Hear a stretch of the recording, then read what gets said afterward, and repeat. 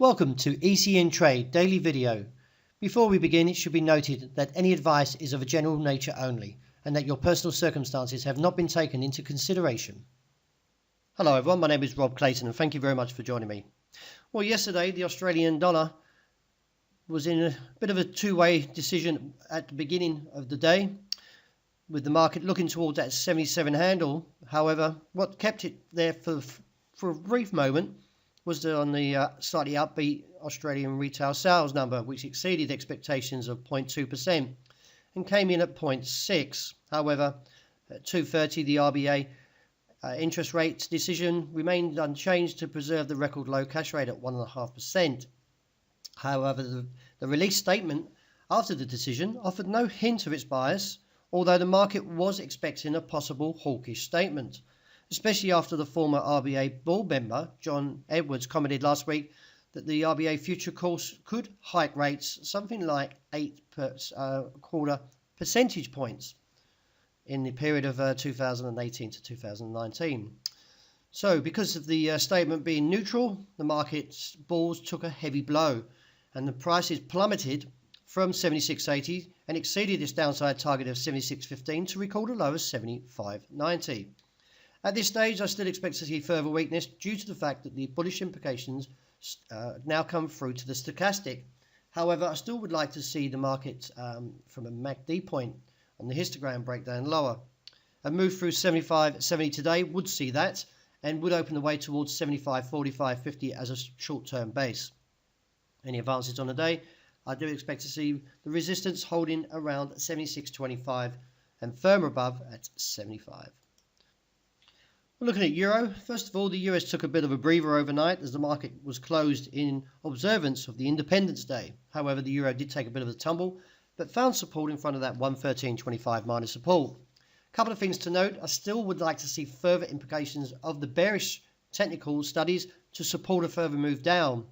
What is concerning though is the dollar overall, broadly, still has a lot of work to do on the upside.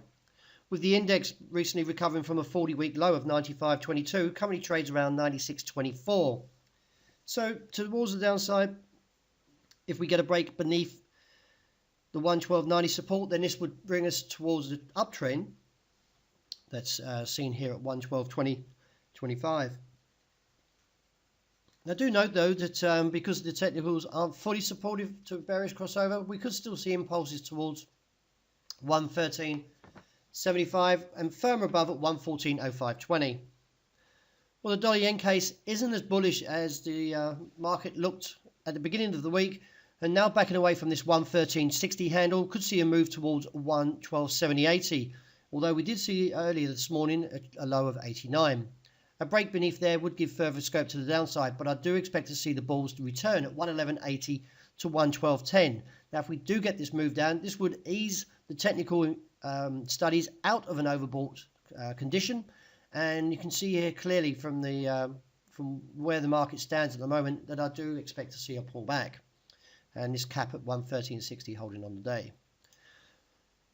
An interesting round of comments overnight. This time it was from Mike Saunders, the Bank of England MPC member, who gave an interview with the UK newspaper The Guardian to explain why he voted for a rate rise. He felt that the household should prepare for interest rates to go higher at some point, but if rates do go up, it will be in the context of the economy doing okay and unemployment being low and probably falling, without any constraints from adjusting interest rates during the Brexit period. However, Mark Carney also mentioned last week that he was firmly against a rate increase, so we should see what comes out of that.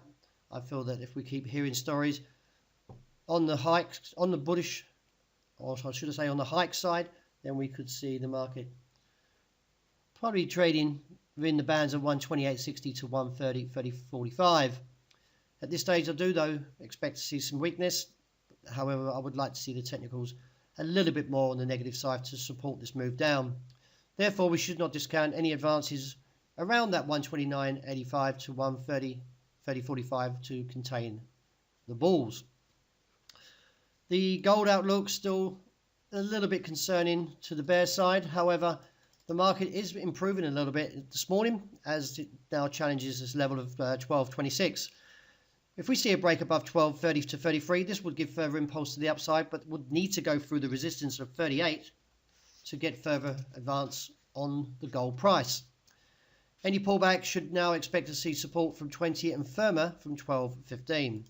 And to wrap up with oil, the outlook still remains unchanged and holds to a moderately bullish outlook. However, the RSI is topping, and I do expect to see any new advances now to fail towards $48 as it now trades at 47.20.